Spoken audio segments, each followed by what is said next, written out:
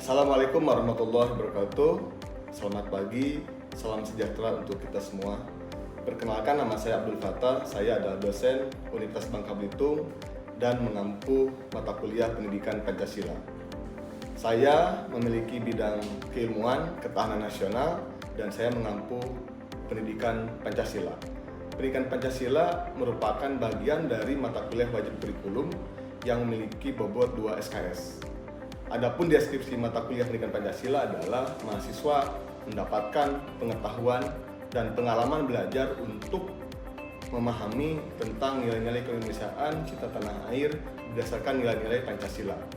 Tujuan dari Pendidikan Pancasila adalah pertama, mahasiswa memiliki nilai secara sikap dan memiliki nilai secara skor. Pada intinya, tujuan Pendidikan Pancasila mendidik para mahasiswa untuk menjadi mahasiswa yang baik dan mahasiswa yang berintelektual. Adapun CPMK pada mata kuliah ini adalah mahasiswa mampu menganalisis konsepsi pendidikan Pancasila di perguruan tinggi. Kemudian mahasiswa mampu mengintegrasikan fungsi-fungsi ideologi Pancasila. Mahasiswa mampu menyesuaikan literatur dan realita pada aspek kehidupan. Kemudian mahasiswa mampu menghasilkan pembelajaran pendidikan Pancasila pada aspek etika. Dan yang terakhir, mahasiswa mampu menghasilkan karya pembelajaran pendidikan Pancasila pada aspek bidang keilmuan.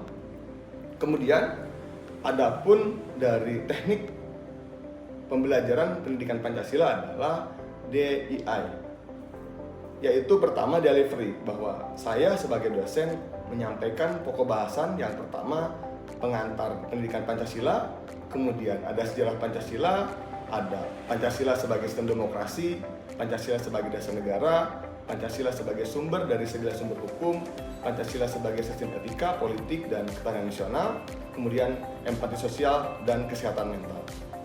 Mata kuliah ini saya ajar selama 16 pertemuan. Ada 2 pertemuan yaitu UAS dan UTS.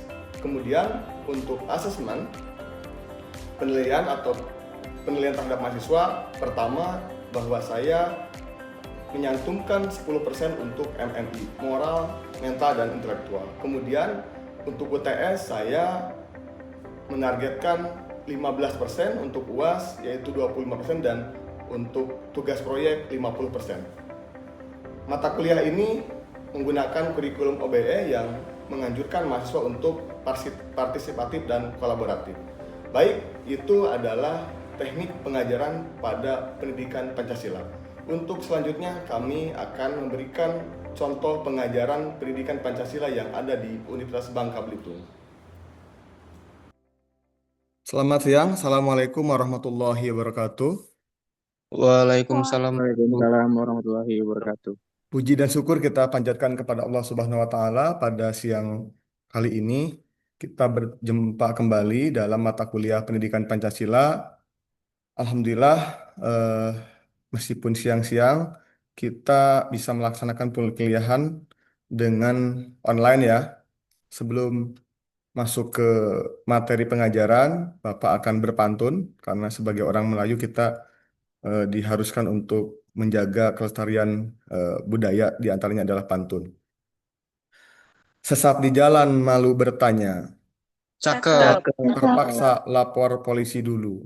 Apa kabar Cakep. semuanya? Semoga sehat selalu. Sehat semua ya, teman-teman.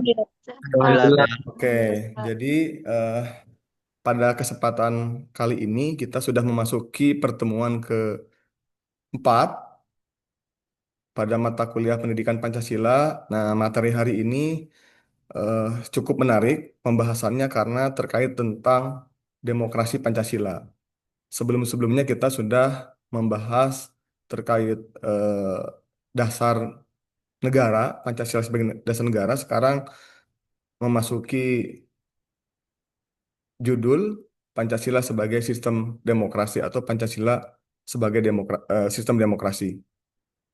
Teman-teman, nanti saya berharap bisa mengkondisikan agar perkuliahan hari ini bisa proaktif, nanti berdiskusi, dan silahkan saya membuka pertanyaan ataupun respon dari teman-teman sekalian. Saya akan share materinya.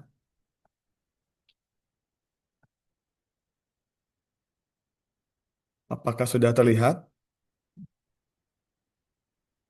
Sudah, Sudah muncul ya? sudah. Baik, teman-teman, demokrasi Pancasila itu sistem yang dipakai oleh negara kita.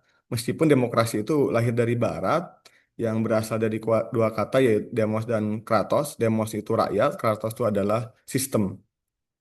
Cuman demokrasi ini menyesuaikan dengan kultur ketatanegaraan kita, yaitu menganut sistem Pancasila, sehingga demokrasi itu menyesuaikan dengan nilai-nilai Pancasila. Dari segi etimologi, tadi sudah disampaikan bahwa demokrasi adalah demos dan kratos. Ada definisi lain, yaitu Vox Populi, Vox Dei, bahwa demokrasi itu jika disingkat sangat mudah, yaitu suara rakyat adalah suara Tuhan. Maksudnya adalah tidak ada kekuasaan, tidak ada hasil yang final kecuali adalah kesepakatan rakyat. Rakyat dalam sistem demokrasi adalah sesuatu hal yang tinggi, begitu. Tapi sering kita dengar dan kita pahami bahwa definisi demokrasi itu sudah sangat tidak asing lagi dengan arti bahwa demokrasi adalah suatu pemerintahan dari rakyat, oleh rakyat, dan untuk rakyat. Itu dikemukakan oleh Abraham Lincoln. Begitu. Itu teman-teman saya yakin sudah sangat eh, paham dan mafhum terkait definisi demokrasi. Nah, kemudian ketika demokrasi itu harus menyesuaikan dengan nilai-nilai keindonesiaan yang dimaksud adalah Pancasila, kita harus tahu dulu Pancasila itu apa. Pancasila itu sejarahnya adalah bukan sebuah ideologi, tapi sebuah etika moral bangsa Indonesia yang sudah turun-temurun ratusan tahun dilaksanakan ataupun dipegang, dipedomani oleh masyarakat Indonesia, yaitu dikenal dengan Molimo. Molimo itu ajaran agama Hindu-Buddha yang ditulis oleh Empu Prapanca tahun 1365 pada Kerajaan Majapahit, dan isinya adalah hindari 5 larangan. Apa itu Molimo? Ada mateni, minum, madon, main, dan eh, madon. Pertama ada mateni, kedua ada madon, ketiga ada minum, maling, dan main. Nah, itu asal sejarah Pancasila. Tapi dengan seiring perubahannya waktu, Pancasila akhirnya dijadikan sebuah ideologi resmi dengan faktor kebutuhan didirikannya bangsa Indonesia tahun 1945. Jadi, Pancasila berubah menjadi sebuah ideologi ataupun pandangan bangsa Indonesia untuk menjadi sebuah negara yang resmi dan diakui oleh negara lain. Adapun nilai-nilai Pancasila, yaitu ada nilai ketuhanan yang dikenal dengan monoteisme, kemudian humanisme, nilai kemanusiaan, ketiga ada nasionalisme, nilai persatuan, demokrasi, dan sosialisme. Nah, demokrasi ini yang akan kita bahas. Demokrasi ini adalah poin keempat dari 5 sila Pancasila, begitu. Jadi itulah bagaimana demokrasi menyesuaikan dengan nilai-nilai Pancasila. Begitu.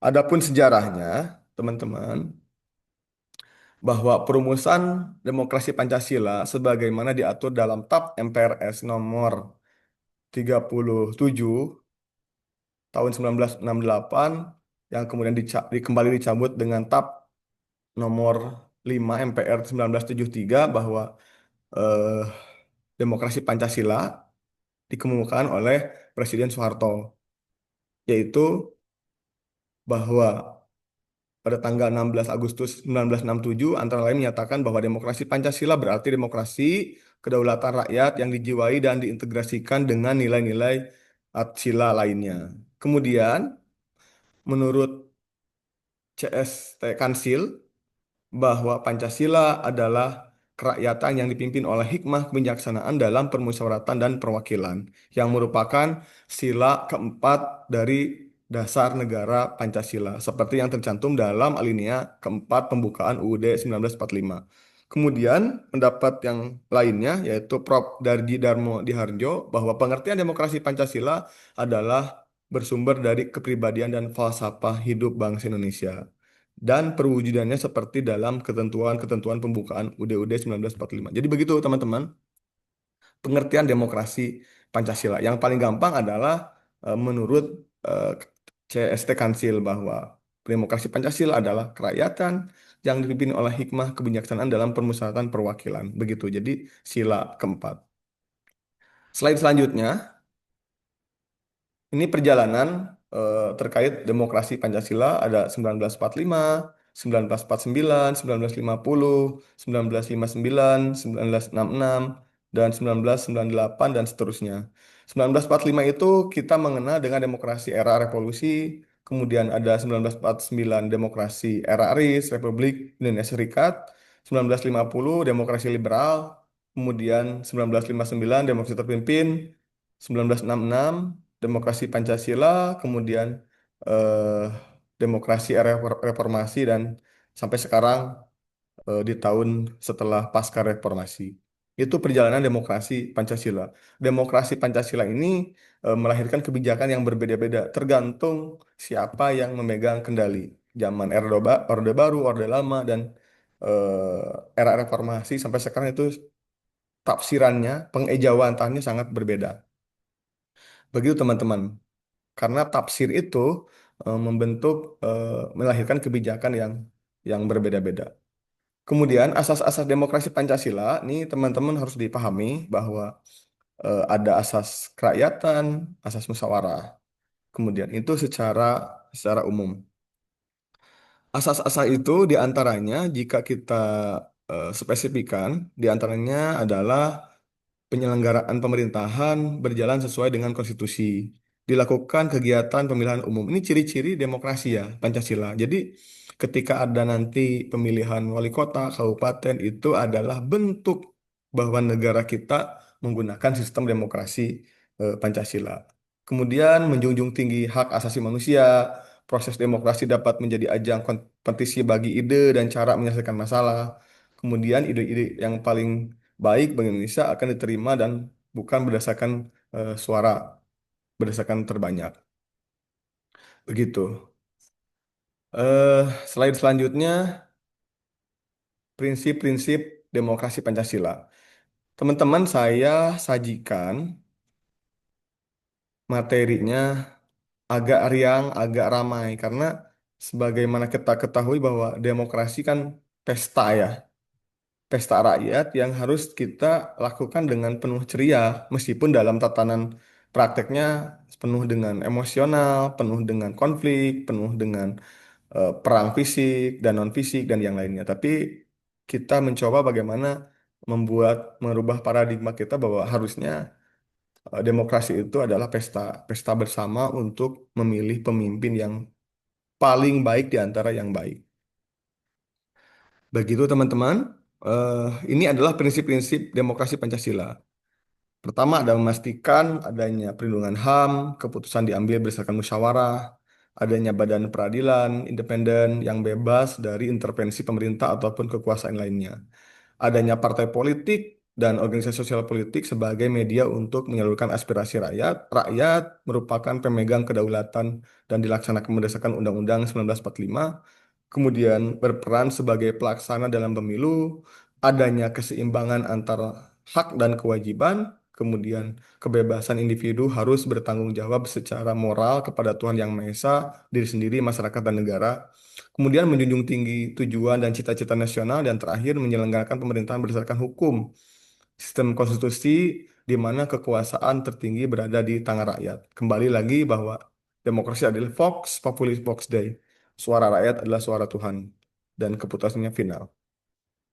Begitu teman-teman, eh, saya meyakini sudah banyak tahu terkait demokrasi karena ini sudah tidak asing lagi dari teman-teman, apalagi teman-teman sangat paham terkait eh, perpolitikan di wilayah ataupun di lingkup nasional.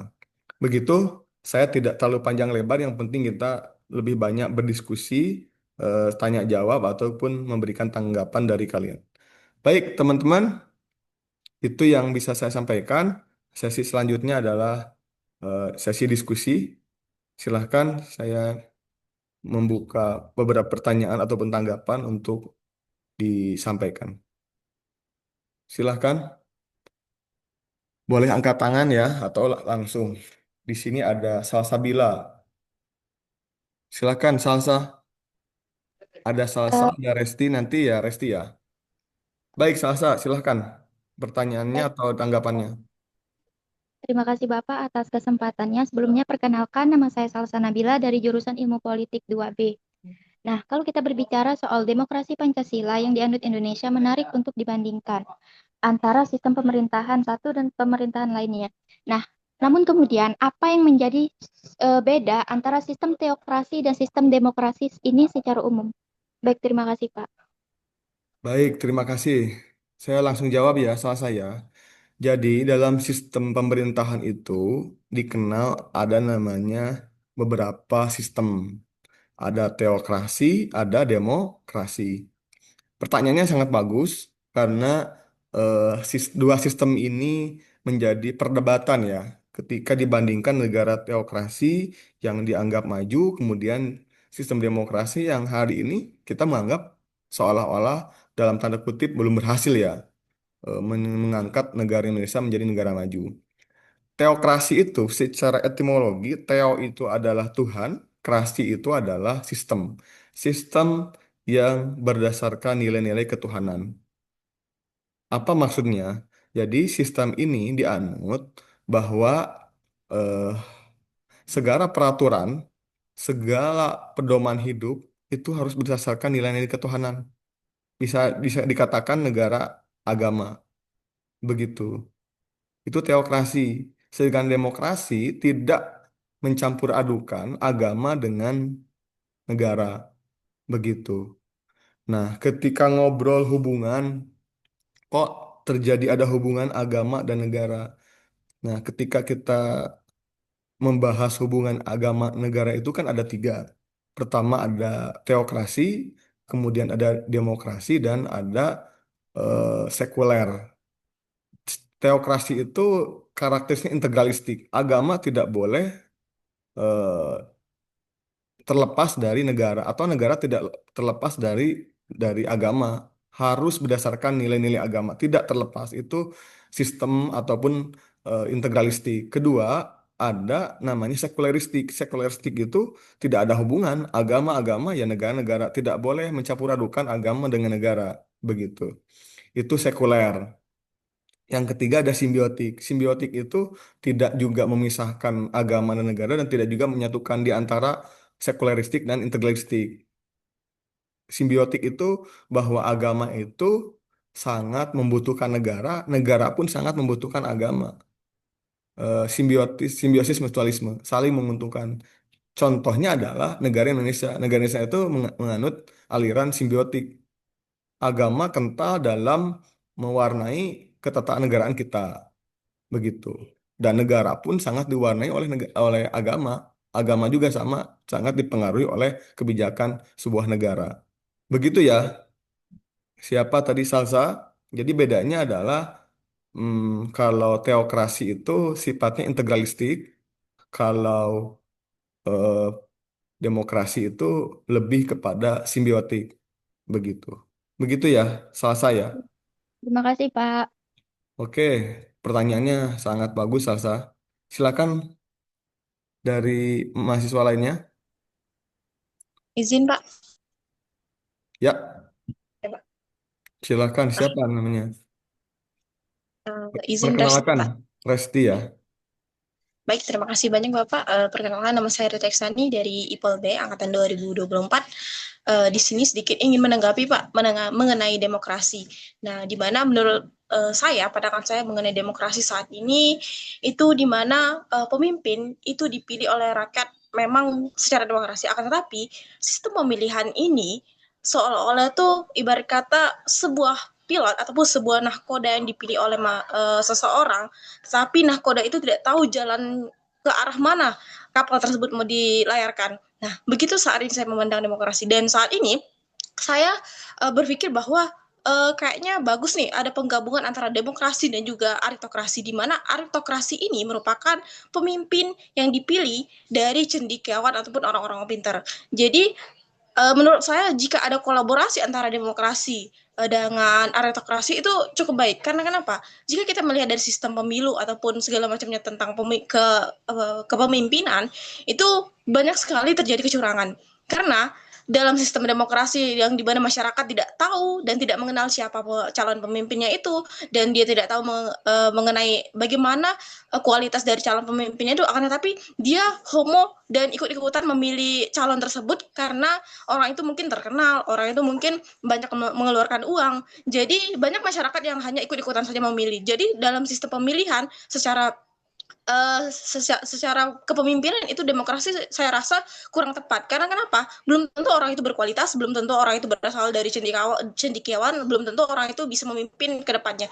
Jadi ibaratkan kata sebuah nahkoda yang dipimpin, sebuah nahkoda yang memimpin sebuah kapal, akan tetapi tidak tahu kemana arah kapal itu ingin dilayarkan, atau tidak tahu kemana tujuan daripada negara tersebut, Pak. Dan itu saja, Pak. Baik, terima kasih Resti atas tanggapannya. Saya sepakat bahwa demokrasi itu, kalau menurut guru besar di Gajah Mada itu sebenarnya bukan bukan sangat baik ya. Dan kita pun harus kritis terhadap itu. Hari ini kita bisa menyaksikan bahwa demokrasi belum berhasil, tapi bukan berarti negatif, bukan arti jelek. Demokrasi itu masih dianggap yang paling cocok untuk di bangsa kita. Meskipun hasilnya ya belum maksimal. Kenapa? Karena meskipun seperti ini kondisinya, apa yang dikatakan oleh Resti tadi, belum bisa menghasilkan seorang tokoh yang benar-benar ya tadi cendekiawan, pemikir, dan yang lainnya. Tapi di sisi lain, bahwa demokrasi hari ini masih masih mampu menjaga keutuhan NKRI. Andai kata ada sekelompok atau golongan yang menginisiasi ada gerakan bahwa ada penggantian demokrasi, saya pikir itu akan menimbulkan perpecahan yang sangat luar biasa. Cuman tadi apakah kita memungkinkan menggabungkan misalkan antara demokrasi dengan Meritokrasi. Aritokrasi begitu. Itu perlu kajian ya teman-teman. Jika itu membawa kebaikan dan positif untuk kemajuan bangsa ya kenapa tidak? Agar melahirkan pemimpin yang ideal. Kenapa begitu? Karena kita dalam konteks akademik, jika itu eh, kita sepakat, tidak masalah. Yang penting tidak, yang penting akan membawa kemajuan. Dan itu menjadi evaluasi bersama ketika hari ini demokrasi ya perlu dievaluasi apakah terlalu kebablasan atau lost control sehingga hari ini melahirkan pemimpin yang buruk, kemudian negara pun udah kehilangan arahnya lagi, mau dibawa kemana sistem pemerintahan kita. Itu yang sangat kita khawatirkan. Tapi mari kita sama-sama ke depannya berdiskusi lagi terkait sistem demokrasi kita yang perlu banyak eh, dievaluasi, apalagi teman-teman yang masih muda dan pintar tentunya akan memberikan kontribusi besar pemikiran bagaimana negara ini bisa lebih maju terkait ketatanegaraan atau sistem pemerintahan demokrasi kita. Gitu, terima kasih banyak teman-teman. Saya kira cukup panjang kalau kita diskusi. Mudah-mudahan ada sesi berikutnya dan masukannya sangat luar biasa dari teman-teman. Tadi ada yang bertanya, aku yang ngasih tanggapan. Mudah-mudahan kita akan terus belajar agar menemukan formula ataupun memberikan kontribusi pemikiran terkait eh, keberlangsungan sistem pemerintahan kita. Begitu, sampai jumpa di lain kesempatan dan yang akan datang. Semoga sehat selalu, semangat terus semangat dalam belajar, membaca buku, dan menjaga nilai-nilai Pancasila agar kalian menjadi warga negara yang baik dan cerdas. Begitu. Mohon maaf jika ada yang kurang atau kata-kata yang salah dari saya. Eh, Semoga eh, ke depannya kita lebih bisa ramai lagi dalam berdiskusi. Terima kasih, teman-teman. Cukup ya semuanya ya. Iya, Pak. Baik, terima kasih. Eh, Kita tutup dengan bacaan hamdalah. Alhamdulillahirrabbilalamin. Assalamualaikum warahmatullahi wabarakatuh.